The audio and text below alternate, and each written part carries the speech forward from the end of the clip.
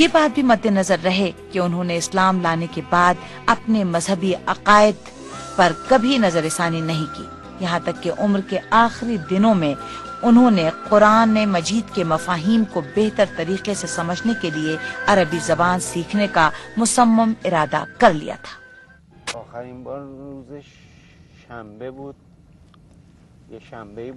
آخری بار ہفتے یا اتوار کے دن 8 یا 9 نومبر تھی جب آخری بار میری ملاقات ہوئی، تو مجھے یاد ہے کہ ہماری گفتگو قرآن اور بنی اسرائیل، سورہ بنی اسرائیل کی آیات سے متعلق تھی، اور عرض کروں کہ اس کے لیے یہ گفتگو بہت ہی دلچسپ تھی۔ مجھ سے کہا، حسین میں دوبارہ تہران جانا چاہتا ہوں اور سیاسی پناہ حاصل کر کے وہیں رہنا چاہتا ہوں۔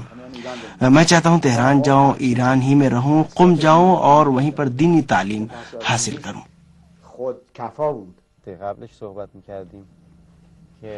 اس سے قبل جب ہم نے گفتگو کی کہ قرآن کا حسن اور اس کی زیبائی اور لطافت اس میں ہے کہ اسے عربی میں پڑھا جائے، اس کے معانی اور مفاہیم کو درک کیا جائے، کہ اس کی بات ہی کچھ اور ہے، اور پھر ترجمے پر غور کیا۔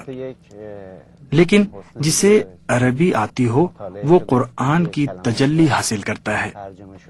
جب وہ قرآن پڑھتا اور اس کا مطالعہ کرتا ہے تو یہ وجہ تھی کہ ہم نے چاہا کہ کوئی راستہ تلاش کریں، بیٹھ کر مطالعہ کریں اور عربی زبان سیکھیں۔ یہ واقعہ اس کی موت سے 1 ہفتے قبل کا ہے۔ میں 13 تاریخ کو تہران آ گیا۔ بدھ کے دن پرواز تھی۔ ہفتے کا دن تھا جب ہماری ملاقات ہوئی تھی اور یہ بات ہوئی تھی۔ ہم نے میسج فلم بھی دیکھی، البتہ اس کا کچھ حصہ باقی رہ گیا تھا کیونکہ وقت مختصر تھا اور ہمیں جانا تھا۔ اس کے بعد اس نے کہا کہ آپ کب ایران تشریف لے جا رہے ہیں؟ میں نے کہا کہ منگل یا بدھ کو، مگر ابھی یقینی نہیں ہے کیونکہ ٹکٹ اوکے نہیں ہوا ہے۔ پھر شاید پیر یا منگل کی دوپہر کو ایڈوارڈو نے مجھے فون کیا کہ ٹکٹ اوکے ہو گیا ہے یا نہیں۔ میں نے جواب دیا کہ ٹکٹ اوکے ہے اور میں جا رہا ہوں۔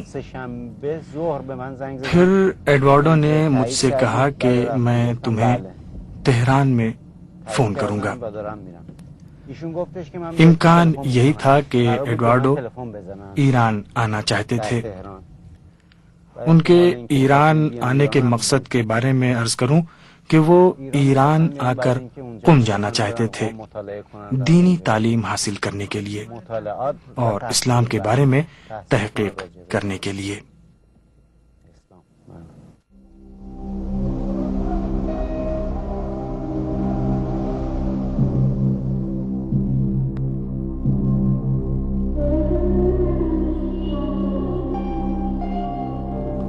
مذکورہ دلائل کے علاوہ بھی بہت سے فنی شواہد ایسے ہیں جن سے پتہ چلتا ہے کہ ایڈورڈو نے خودکشی نہیں کی۔ ڈاکٹر مارکو باوا ایڈورڈو کے ان قریبی دوستوں میں سے ایک ہیں جنہوں نے ان کے بارے میں مفصل تحقیقات کی ہیں۔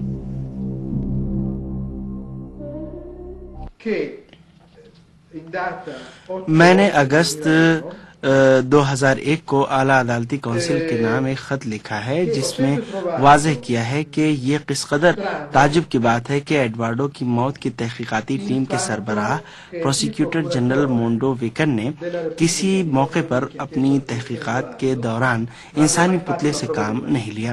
اس سے میرا مطلب یہ ہے کہ لاش سے ملتا جلتا ایک پتلا تیار کیا جاتا اور اسے ٹھیک اسی طرح رکھا جاتا جیسا کہ مرنے والا موت سے قبل تھا۔ اس سے سے میری مراد یہ ہے کہ لاش کی فزیکل خصوصیات کی جمع آوری اور اس کا اس شخص کی موت سے قبل کے حالات سے تقابل کرنا تاکہ حقیقت کا پتہ چل سکے۔ حالانکہ ایڈوارڈو کے حوالے سے یہ سب کچھ نہیں کیا گیا۔ میں یہ بات اس لیے کہہ رہا ہوں کہ ایڈوارڈو ہمیشہ مخصوص قسم کے جوتے پہنتا تھا جو آسانی سے اس کے پیر سے اتر جاتے تھے۔ یہ جوتے توش کہلاتے ہیں۔ اس صورتحال کے تناظر میں واقعاً تعجب کی بات ہے کہ مرتے وقت وہ 80 میٹر کی بلندی سے نیچے گرا اور جوتے اس کے پیر سے نہ اترے۔ حقیقتاً تعجب کی بات ہے۔ اسے پکا یقین تھا اور اس کا کہنا تھا کہ مجھے قتل کر دیا جائے گا، یا کہیں گے کہ بیمار ہے، کہیں گے کہ کوئی حادثہ پیش آ گیا ہے یا خودکشی کر لی ہے۔ البتہ اس کا کہنا تھا کہ مجھے امید ہے اور یقین ہے کہ جب تک میرے والد زندہ ہیں ان کی حمایت اس سازش میں رکاوٹ بنتی رہے گی۔ اسے یقین تھا کہ باپ کے مرنے کے بعد یہ واقعہ ضرور اس کے ساتھ پیش آئے گا۔ ایک اور قابل غور نکتہ اس جگہ سے دوسری گاڑیوں کا گزرنا ہے۔ ایڈوارڈو کی موت کا وقت جمعرات کے دن صبح 9 بجے سے 10:05 کے درمیان بتایا جاتا ہے۔ البتہ چونکہ پوسٹ مارٹم نہیں ہوا لہٰذا نہیں معلوم یہ وقت صحیح ہے یا نہیں۔ بہرحال صبح کے وقت ہائی وے پر حال ہی میں ٹرکوں اور بھاری ٹریفک کا داخلہ بند کر دیا گیا ہے۔ میں وہاں گیا تھا، میں نے نوٹ کیا اوسطاً ہر 10 سے 15 سیکنڈ کے دوران وہاں سے ایک گاڑی گزرتی ہے۔ تو پھر یہ کیسے ممکن ہے کہ 120 کلو کا آدمی گاڑی سے اترا، پل کی حفاظتی دیوار پر چڑھا اور کسی نے نہیں دیکھا، کیونکہ گاڑی سے اتر کر حفاظتی دیوار پر چڑھنے میں کم از کم 3 سے 4 یا 5 منٹ لگیں گے، یا کم از کم 2 منٹ تو ضرور لگیں گے۔ لہٰذا اس طرح اوسطاً اگر ہر 15 سے 20 سیکنڈ میں ایک گاڑی گزرتی ہے تو پھر 2 منٹ میں کم از کم 4 گاڑیاں گزریں گی۔ لیکن کمال کی بات ہے کہ کسی نے کچھ بھی نہیں دیکھا۔ یہ ممکن نہیں ہے۔ ایک اور تعجب کی بات یہ ہے کہ اسے گاڑی پارک کرنا نہیں آتی تھی، حالانکہ اس کی گاڑی ہائی وے پر بالکل ایمرجنسی اسٹے لائن کے ساتھ پارک تھی۔ اسے بھی چھوڑیے، اسے اپنے آپ کو گرانے کے لیے گاڑی کے اوپر چڑھنا پڑتا، حالانکہ ایسا ہرگز نہیں ہوا کیونکہ گاڑی کی چھت پر یا بونٹ پر کوئی نشان نہیں ملا۔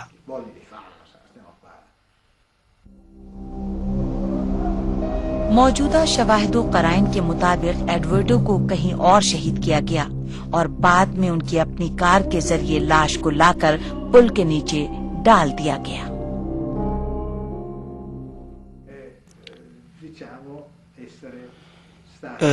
اسے اس طرح گاڑی کی ڈکی میں ڈالا گیا تھا کیونکہ کروما کی ڈکی کافی بڑی ہوتی ہے۔ بعد میں اسے پل کے نیچے پھینک دیا گیا۔ جس طرح جی ہاں میں نے آپ کو اس فوٹو میں دکھایا، پل کے نیچے ایک سڑک ہے۔ یہ سڑک ایک مخصوص راستہ ہے اور اس پر عام گاڑیوں کی آمد و رفت تقریباً نہیں کے برابر ہے۔ میں دوبارہ آپ کو اس سلسلے میں بتاتا ہوں تاکہ بات آپ کے لیے بالکل واضح ہو جائے، اور اس کے یہ آپ تصویر دوبارہ دیکھیے جہاں سے ایڈوارڈو کی لاش ملی ہے وہاں ایک سڑک بھی ہے، لہٰذا یہ گاڑی اس سڑک تک آ سکتی ہے۔ مجھے امید ہے کہ میں اپنی بات آپ کو اچھی طرح سمجھا سکوں گا۔ اس راستے کو دیکھیے، بس گاڑی یہاں تک آ سکتی ہے، فٹ پاتھ کے کنارے تک۔ بعد میں ایڈوارڈو کو یہاں پتھر کے اوپر ڈال دیتے ہیں۔ یہاں کچھ پتھر بھی موجود ہیں، ممکن ہے ایک پتھر اٹھا کر زور سے اس کے سر پہ دے مارا ہو۔ یہ بات پوسٹ مارٹم کے لحاظ سے خاصی اہم ہے کیونکہ جیسا کہ معلوم ہے اس کا سر خون آلود تھا۔ اس بات کا سمجھنا بھی انتہائی ضروری ہے کہ اس کا سر اوپر سے نیچے کی جانب دبا ہوا تھا یا نیچے سے اوپر کی جانب۔ ان حالات سے سازش کا اندازہ اچھی طرح سے کیا جا سکتا ہے۔ مجھے امید تھی کہ وہ زندہ رہے گا، یا یوں کہوں کہ نوبت یہاں تک نہیں آئے گی کہ اس کی زندگی کا اس طرح سے خاتمہ۔